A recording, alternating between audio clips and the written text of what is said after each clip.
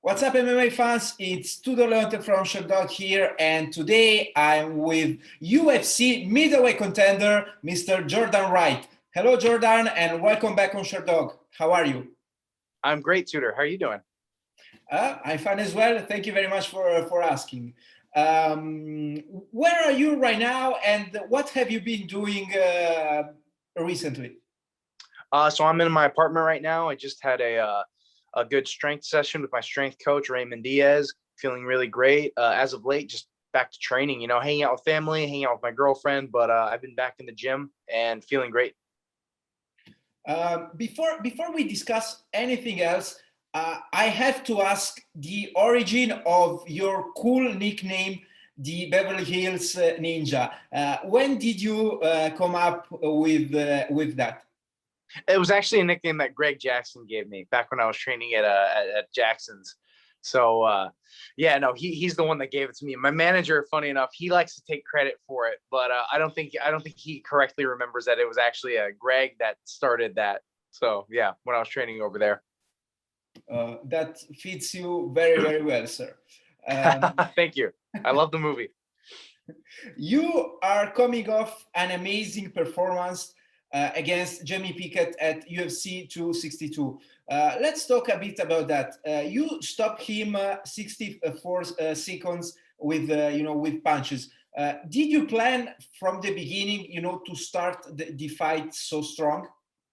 Well, I was prepared to go the full distance. Like if you watch the fight from the beginning, I'm not rushing. I'm trying to, feel it out, pick my shots, and just be more calm and collected out there. The finish isn't something that I really hunt for, and I have made the mistake of hunting for the finish in the past. But one of the reasons why I'm so good at getting the finish is because I do let it come to me, and that's exactly what happened in that last fight. I was calm. I was waiting. I was picking my shots. I was feeling out, and I was feeling out the process. And when he shot in, I was just like, "Well, your head's right there. The fight's mine." So yeah. A few seconds into the fight, it looked like you were having some issues with your eyes. Did you receive an eye poke from your opponent? So it is kind of funny that you mentioned that. He reached out and he actually touched my eyelid, and I just wanted to make sure I was okay for a second. And I'm really appreciative that Jamie actually took the time to acknowledge that I was okay. Like he could have jumped on me and been like, oh, the ref didn't see it or anything like that. But it was really cool. Like I was prepared to defend myself in that situation. But yes, he did kind of like he poked my eyelid, and I kind of grabbed it. He kind of was just like, he gave me that look like, is everything okay? Is everything okay? And I was just like, yeah, we're fine. Let's keep going. So yeah, funny you noticed that. Not a lot of people noticed that. Yeah, At least yeah. that who brought it up to me. Maybe people noticed it, but yeah, you're. It's funny that you bring that up. And talking also about your opponent, did you expect him to shoot for a takedown early in the fight? I took into consideration that might have been what he was going to do. Like Jamie is very well rounded. He likes to strike and he likes to grapple. So I kept a plan in mind that he was going to do both. And once he shot for the takedown, you start landing those vicious elbows, to the side of your opponent's head. And did you feel that he was, I don't know, losing strength and losing momentum, while you were landing those shots? Yeah, I could tell that. Like as soon as I started hitting the elbows, they were really clean, and then I saw his legs kind of give out, and then from then on I knew like, okay, this is mine. I just have to keep staying on him, stay pressured, don't get too overzealous, don't get too ahead of yourself here, Jordan. But as long as you stay calm and stay aggressive, you'll get the finish right here. Now that the fight is in the books, obviously, and you won, can I ask what was your strategy for the fight? I honestly, a lot of the strategy was stay calm, don't get super backed up or anything, be able to pressure him, be able to counter when he throws, and I guess don't get caught up in his blitzes was one thing, because I know he likes to blitz people, and just be prepared if he was going to rush forward and try to do what he did on the Contender series. your victory is even more impressive since you were coming off your first loss. Did you feel the need to make a statement after losing to Joaquin Buckley? I wouldn't say make a statement, but I definitely needed to, for myself, I had to come back and come back strong. I love this more than anything, and I love being in the UFC, and it's been a dream of mine in my entire life to fight for the UFC. But, you know, sometimes the UFC can make, you know, odd decisions on the fly. And if I had dropped two in a row, who knows? Maybe they would have cut me. Maybe they would have, you know, they would have, I don't know. Who knows if they would have kept me or not. So I knew, like, don't put too much pressure on yourself, Jordy, but know that there is a possibility. You do have to perform. You do have to do well, but don't let it get in your head. Still be the best you that you can be, and don't let all the external crap creep into your mind. So yeah, I stayed strong. I stayed calm, and like I said, I have a great team. Like I've said, I have a great team of coaches around me that have fought in the UFC, that have been in the game for a really long time, and you know, I that's a huge benefit and a blessing that I have, to where I can go to them if I have certain questions about the mental game, about any particular technique, or the you know, talking about the UFC specifically and how they want to build me up or view my career, or help me or anything like that. So it's really cool that I have them I can talk to when certain things start creeping into my head that not everyone has the answer to.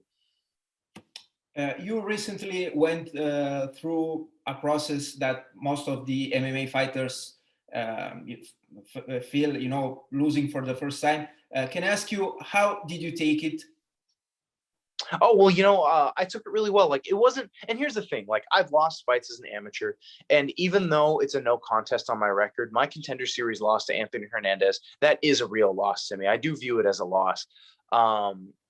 And but you know, having the O now no longer being there after the Buckley fight, of course, it is a little different, I suppose. But no, it was great. Like, it was a great thing, because I learned a lot from my losses, and I was able to go back to the drawing board immediately. Like, one of the first things that that Sensei Anthony told me after the fight was, look, you can't be a champion if you can't take a loss. Look at some of the greatest guys in the world. He trained with Ernesto Hoost, who's one of the greatest kickboxers of all time, if not the greatest. And he was like, dude, Ernesto got knocked out 3 times before he even won his first K1 belt.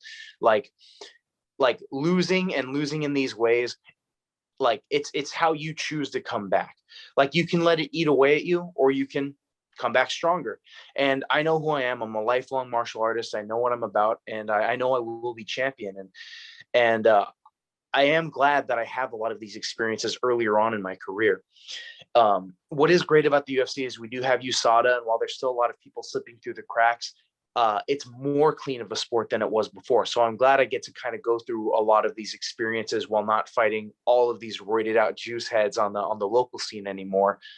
And, you know, again, I've said in another interview, you have a lot of fighters who will build, and then they fight for the title, and then they lose, and then they feel like they have to go back to the drawing board, and it's really hard. Their whole identity is built on winning and never having lost. And I'm glad that I can go through these things while I'm still pretty early in my career, and not have to think that I have to change everything. You know, I can go back to the gym, focus on the things that my coaches want me to focus on, and just be a stronger martial artist.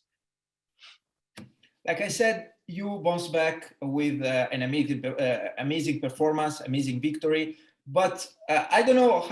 Also, how did you feel when the UFC, you know, didn't reward you with the performance bonus after that? You know, after that impressive finish.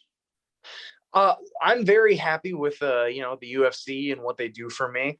I really thought I had it in the bag, Tudor, but as soon, like, we were watching the rest of the card, Lando Venata and I, we had like a conjoined hotel room. So after the fight, we both went to the hotel. We were both watching the fights with our teams, and as soon as Oliveira got the finish, I was just like, he's probably going to get the bonus, you know. And one thing that Anthony had told me too, he was just like, look, dude, as great as your performance was, it was still on the undercard, you know. Like, they're very much more rewarding to the people who are on the main show. And even though that's another thing too, because they're called performance of the night bonuses. I remember back when I was younger, it was either fight of the night, knockout of the night, or submission of the night. And when Giagos got performance of the night, which that was a great performance on his part. I was happy to see him. He's a really cool dude. But I'm like, oh, I see he got it because he got a submission, you know? And then Oliveira got it because he got the knockout. And freaking Barboza and Burgos got it because even though it did end in a knockout, it was still a fantastic fight. So they are still doing it, even though they're not called fight of the night, knockout of the night, this or that. I think they still go by that standard of, oh, that was a knockout, so you get it. Oh, that was a submission, so you get, okay, that was a great fight, so you get it.